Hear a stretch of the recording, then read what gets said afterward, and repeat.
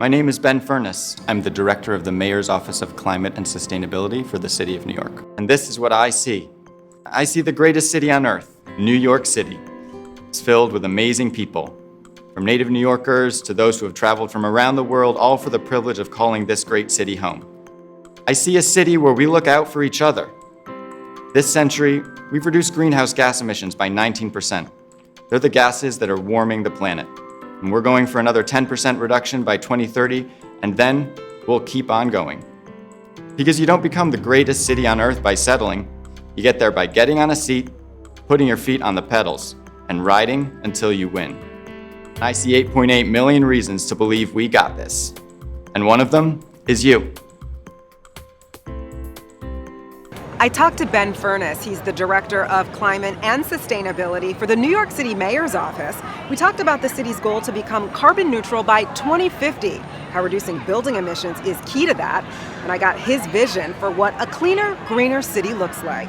Between Sandy a few years ago and all of the extreme weather we've seen more recently, I think people are nervous and concerned about feeling the realities of the climate and how it's changing. The good news is that as we take action on climate change, it's not just about stopping these scary things, it's also about improving daily life in the here and now, cleaner air, lower energy bills, and a safer future for all of us. So Local Law 97 is the centerpiece of the Climate Mobilization Act that was passed in 2019. And that's the law that sets targets for the largest buildings in New York City to reduce their contributions to climate change, to transform their building systems so they use less fossil fuels, and so we can all come together to get our electricity and our power from clean and renewable sources of energy like wind and solar. What is your dream for New York City? I mean, what does it look like once all of this is achieved? My dream for New York City is one that's beyond relying on fossil fuels. It means electric ways of getting around, electric heating, safe streets, and all of that powered by clean and renewable sources of electricity. And it's truly going to be a healthier and cleaner and safer city for everyone, and we're really excited about this work.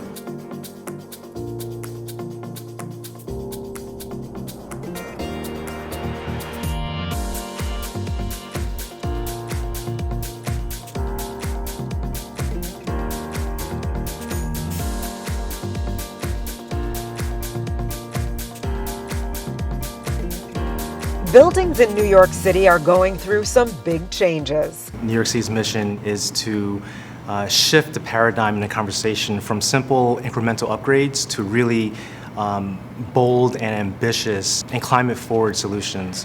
About 90% of the buildings here today will still be standing here in 2050. In order for New York City to achieve its climate goals of carbon neutrality by 2050, we need deep energy retrofits across nearly all buildings. All of it so the city can become cleaner and greener by 2050. When I'm walking by construction sites and watching these buildings go up around the city, I'm thinking about not only do we need to retrofit nearly all buildings, we need all new buildings to be net zero or near net zero. Local Law 33, it's a benchmarking system that measures a building's energy and water performance. When you see a high letter grade, building owners can be proud of their performance and their investments in their buildings. And even if it's not a high grade, I think it's an indication of the upside potential that the building has. And there are many case studies where buildings were able to increase their grades over a couple of years with smart, thoughtful investments in their buildings. They are investments like air conditioners and solar panels. They mean more comfortable and safe spaces for occupants, and the work it takes to make them also means something else. It also creates green jobs, and that's much needed, especially as we're coming out of the pandemic. From green buildings to green jobs, and changes in the way people, water, waste, and energy move through the city, the goal of net zero will become the reality New York City is moving towards. By 2060, global building stock is expected to double. That's like building a city the size of New York City every month. Using fossil fuels and inefficient construction systems will cause global temperatures to rise 3 degrees. We can reduce the effects of climate change by going electric and making our buildings more energy efficient. Let's start now.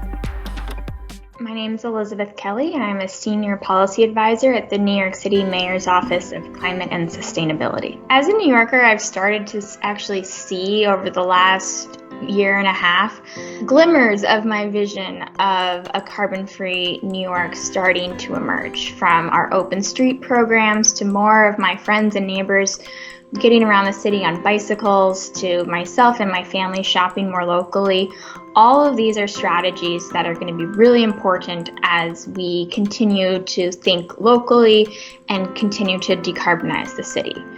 These things are very visible and are a lot easier to pick up on. What's a lot more challenging is actually decarbonizing our homes, our offices, and our schools, and that's the work that I'm most focused on today.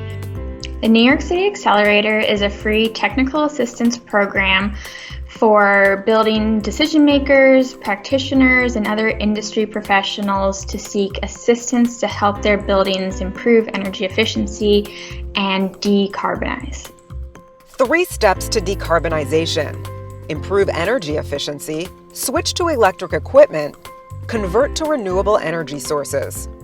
A smart, sustainable city has super energy efficient buildings. Fewer asthma hospitalizations for children, and COPD episodes for New Yorkers. Integrated and multimodal transportation. Lower utility bills for all. Zero waste in landfills. Reducing the carbon footprint. And strong partnerships between local government and the private, institutional, and nonprofit sectors. New York City's mission is to shift the paradigm in the conversation from simple incremental upgrades to really bold and ambitious and climate-forward solutions. And after we make these changes, it means ways of getting around that don't dirty the air, ways of heating our homes that don't dirty the air, outside or in. We have our 80 by 50 climate goals to reduce carbon emissions by 80% by the year 2050. To promote environmental justice, New York City is undertaking a groundbreaking environmental justice program, the first in the nation to really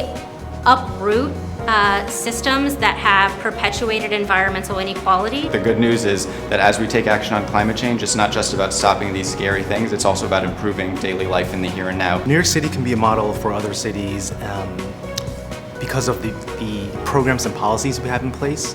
So programs like the New York City Accelerator that provides free technical assistance to building stakeholders. I find it so moving to see all these people all across the city taking this action to reduce our contributions to climate change and to build a safer and healthier city for all of us. Small actions make a difference when they're, multiplied by many New Yorkers over. What can you do to help decarbonize New York City? Tenants, start talking about how buildings impact climate change. Learn how building upgrades can improve health. Encourage your building owner to contact NYC Accelerator. Building owners and operators, contact NYC Accelerator. Find opportunities for upgrades in your building. Get information on financial incentives. Industry professionals, learn about energy efficient building upgrades. Promote building upgrades to your clients. Partner with NYC Accelerator.